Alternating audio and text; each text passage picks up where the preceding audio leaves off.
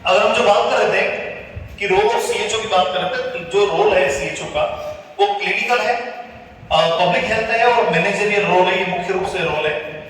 यहां पर अगर हम बात कर रहे हैं लेवल ऑफ हेल्थ की, तो इंडिया के अंदर जो लेवल ऑफ हेल्थ है वो है 3 टायर सिस्टम है। क्या है? 3 टायर सिस्टम है। जैसे सबसे, क्योंकि यहां पर हम कंटिन्यूम ऑफ केयर की बात करते हैं कि अगर कोई पेशेंट है वो सब सेंटर पे ठीक नहीं होता तो उसको पीएचसी, पीएचसी से सीएचसी, सीएचसी से डिस्ट्रिक्ट अस्पताल, वहां तक हम रेफर करते हैं। तो सबसे जो बेसिक हमारा है वो है सब सेंटर, जिसको अभी हेल्थ वेलनेस सेंटर के नाम से जानते हैं।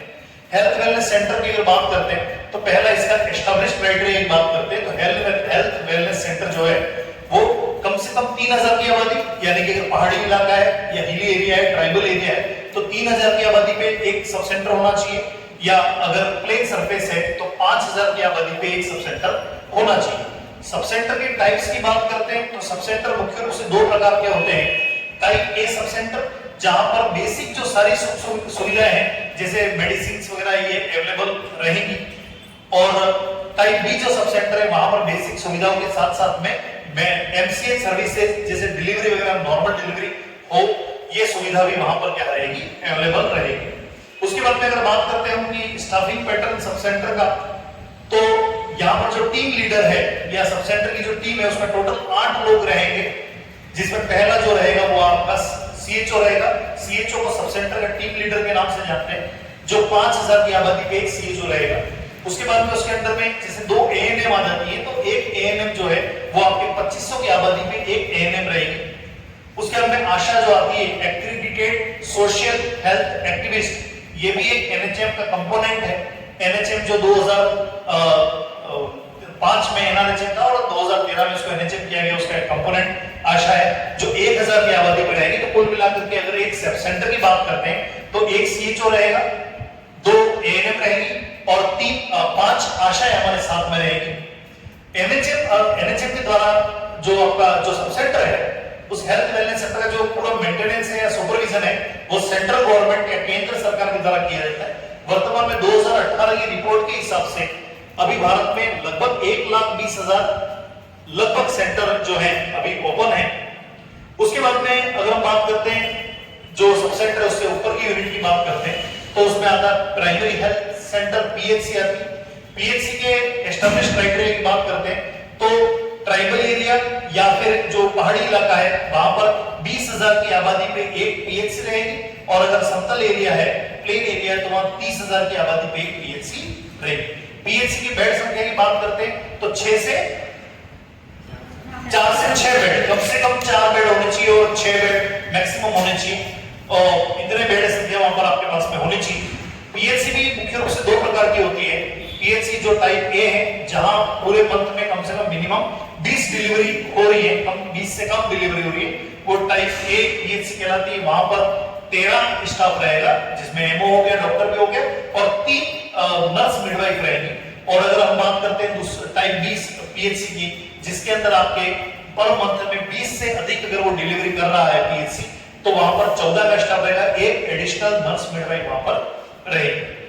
अगर पीएचसी के जो टोटल पूरे इंडिया की तरफ पीएचसी की बात करते हैं तो लगभग 25 से 26,000 के बीच में पीएचसी अभी इंडिया में 2018 की रिपोर्ट के हिसाब से है। अगर पीएचसी जो है वो 6 सब सेंटर के ऊपर रेफरल सेंटर के रूप में काम करती है, यानी कि एक पीएचसी के अंडर में 6 सब सेंटर आते हैं। कितने सब सेंटर आते हैं? 6 सब सेंटर आते हैं। पीएचसी के अंदर सारी जो बेसिक सुख सुविधा है उसके साथ में डिलीवरी सुविधा वगैरह ये रहेगी। अगर उसके ऊपर बात करते हैं सीएचसी, जो कम्युनिटी हेल्थ सेंटर है या सीएचसी है, उसको फर्स्ट रेफरल यूनिट कहा गया है। क्या कहा गया है? फर्स्ट रेफरल यूनिट कहा गया है। और यहां पर जो स्टाफ रहेगा वो रहेगा 45 से 50। इसका क्राइटेरिया है कि मिनिमम 6 रखना और ज्यादा से ज्यादा 52 स्टाफ है वो रख सकते हैं। एक सीएचसी के अंडर में 4 पीएचसी और 24 सब सेंटर वहां पर रहेंगे। अगर उसके एस्टैब्लिश्ड क्राइटेरिया की बात करें तो ट्राइबल एरियाज के अंदर या पहाड़ी इलाके के अंदर 80,000 की आबादी पे एक सीएचसी रहेगी, और अगर समतल एरिया, प्लेन एरिया है, तो वहां पर 1,20,000 की आबादी पे एक सीएचसी रहेगी। वर्तमान में 5,600 या 5,700 के आसपास सीएचसी वर्किंग है। 5 सीएचसी पे एक ऑप्थेल्मोलॉजिस्ट या आई का डॉक्टर रह सकता है। अगर हम बात करते करते हैं ड्रग्स और इक्विपमेंट की, तो इसको हम किट में डिवाइड करते हैं। जो चाइल्ड सर्वाइवल सेफ मदरहुड है उसके द्वारा हर लेवल पे, भले वो सब सेंटर लेवल हो, पीएचसी लेवल हो या फिर सीएचसी लेवल हो, वहां पर किट्स अवेलेबल है। जैसे अगर हम सब सेंटर की बात करें तो किट ए से लगा करके ए, बी और सी, ये जो किट है ये किट आपके सब सेंटर लेवल पे रहते हैं। जो किट ए है और किट बी है ये ड्रग किट कहलाता है।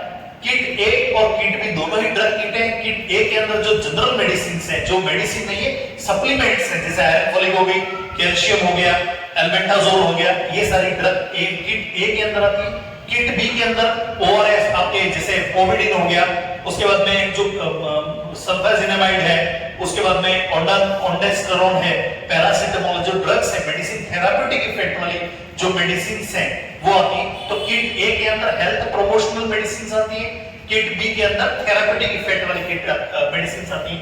और जो किट सी है वो डिलीवरी किट है, जो टाइप बी सब सेंटर है हमारा, जहां पर नॉर्मल डिलीवरी होती है वहां पर अवेलेबल होती है। उसके बाद में अगर किट पीएचसी लेवल की बात करते हैं तो यहाँ पर लगभग सारी जो किट है, उसके अलावा किट डी जो एसेंशियल किट डी है, डिलीवरी किट है, वो अवेलेबल रहता है।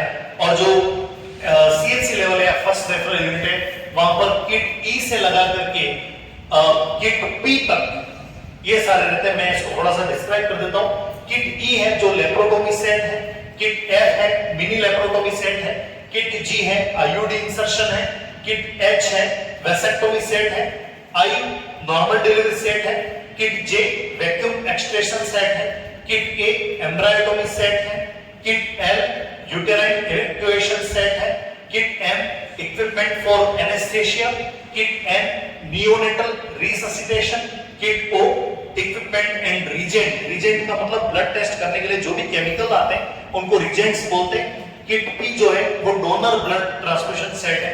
तो इस सब की जो सारी किट्स हैं हमारे यहाँ पर अवेलेबल है और इसके माध्यम से हम क्या करते हैं, जो सर्विस डिलीवरी है हमारा जो मुख्य काम है वो सर्विस डिलीवरी का, वो हम क्या करते हैं, प्रोवाइड करते हैं।